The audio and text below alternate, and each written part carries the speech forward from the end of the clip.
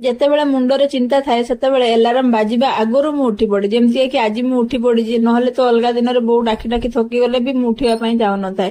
ଯାହା ବି ହଉ ଆଜି ମୁଁ ଉଠି ଯାଇଛି 5ଟା ବାଜିବା ପାଇଁ 5 ମିନିଟ ବାକି ଥିଲା, ଆଉ ମୋର ଆଲାର୍ମ ଥିଲା 5ଟା ବେଳେ। ସକାଳ ହେଇଯାଇଛି ଆଉ ଏପଟେ ଗୁଲୁ ତାର ଶୋଇଛି। ମୁଁ ମୋର ଉଠିକି ଫଟାଫଟ ସବୁ କାମ କରିନେଲି। ପ୍ରଥମେ ତ ଘର ଝାଡୁ କରିନେଲି, ତାପରେ ମୁଁ ଏଠି ବ୍ରଶ କରିକି ଆଗେ ଗାଧେଇ ପଡିଲି। ଆଉ ମୁଁ ମୋର ଏବେ ଖାଇବା ପାଇଁ ସବୁ ରେଡି ମଧ୍ୟ କରିଦେଇଛି। ଆଉ ଏବେ ଗୁଲୁ ଉଠି ଯାଇଥିଲା, ତାକୁ ରେଡି କରିଦେଇଛି। ମୋର ବ୍ୟାଗ ମଧ୍ୟ ପ୍ୟାକିଂ ହେଇଯାଇଛି। ମୁଁ ମଧ୍ୟ ଏବେ ରେଡି ହେଇଯାଇଛି। ଆମେ ଯିବା ଗୁଲୁଙ୍କ ବାବାଙ୍କ ପାଖକୁ। ତ ଏଠି ମୁଁ ଖିଚୁଡି ଆଉ ମ୍ୟାଗି କରିଥିଲି ଟ୍ରେନରେ ଖାଇବା ପାଇଁ, ତ ସେଟା ଥଣ୍ଡା ମଧ୍ୟ କରିଦେଇଥିଲି। ତାକୁ ଏବେ ମୁଁ ପ୍ୟାକ୍ କରିନେଇଛି। ଆଉ ଏଇ ଯୋଉ ପ୍ୟାକେଟଟାରେ ଏଥିରେ ମିଠା ଆଣିଥିଲେ, ତ ଗୁଲୁ ଖାଇଥିଲା।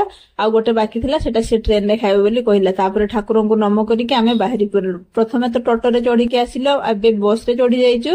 ବସ୍ ମଧ୍ୟ ଛାଡି ଦେଇଛି, ପହଞ୍ଚି ଯାଇଛି ଆମର ଡେଷ୍ଟିନେସନ ଧର୍ମତାଲାରେ। ଆଉ ଏବେ ଦେଖନ୍ତୁ ଏଇ ଧର୍ମତାଲା ପହଞ୍ଚି ଯାଇଛୁ। ଗୁଲୁ ତାର ଖରାରେ ଏଠି ସେଠି ଘୁରି ବୁଲୁଥାଏ, ଆଉ ଏଠି ଥକି ଯାଇକି ସେ ଟିକେ ବସିଥିଲା। ତାପରେ ଗୋଟେ ଟ୍ୟାକ୍ସି କରିନେଇଥିଲି ଷ୍ଟେସନ ଯିବା ବୋଲି। ଆଉ ଏବେ ଆମର ଟ୍ୟାକ୍ସିରେ ଯୋଉ ଟ୍ରଲିଟାକୁ ଭର୍ତ୍ତି କରିକି ଗୁଲୁ ତାର ଗାଡିରେ ଚଢିଗଲା। ଆଉ ଆମେ ଏବେ ବାହାରି ପଡିଛୁ। 2 ଘଣ୍ଟା ଭିତରେ ଆମେ ମାନେ ଆସିକି କୋଲକାତା ଷ୍ଟେସନ ପାଖରେ ପହଞ୍ଚି ଗଲୁ। ଆଉ ଟାଇମ ପାଖାପାଖି ଏବେ ହେଇଥିଲା 10ଟା 15। ତ ଏଇ ଦେଖନ୍ତୁ ଦୂରରୁ ଷ୍ଟେସନ ଟା ଦେଖା ଯାଉଛି, ଆଉ ଆକାଶଟା କେତେ ସୁନ୍ଦର ଦେଖା ଯାଉଛି ନା। ଏଇ ଷ୍ଟେସନ ଟା ଅବଶ୍ୟ ବେଶୀ ଭିଡ ନାହିଁ, ପୁରା ଫାଙ୍କା ଫାଙ୍କା ଦେଖା ଯାଉଥିଲା।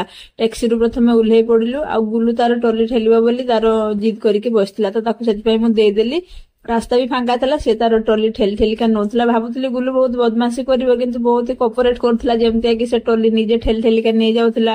ତାପରେ ମୁଁ ଯୋଉ ପଟେ କହୁଥିଲି ଏପଟକୁ ଆସ ଗୁଲୁ ସେପଟକୁ ଯା, ତ ସିଏ ସେଇ ହିସାବରେ କରୁଥିଲା। ତାପରେ ଏଇ ଦେଖନ୍ତୁ ଷ୍ଟେସନ ସାମ୍ନାରେ ଆମେ ଏବେ ଠିଆ ହେଇଯାଇ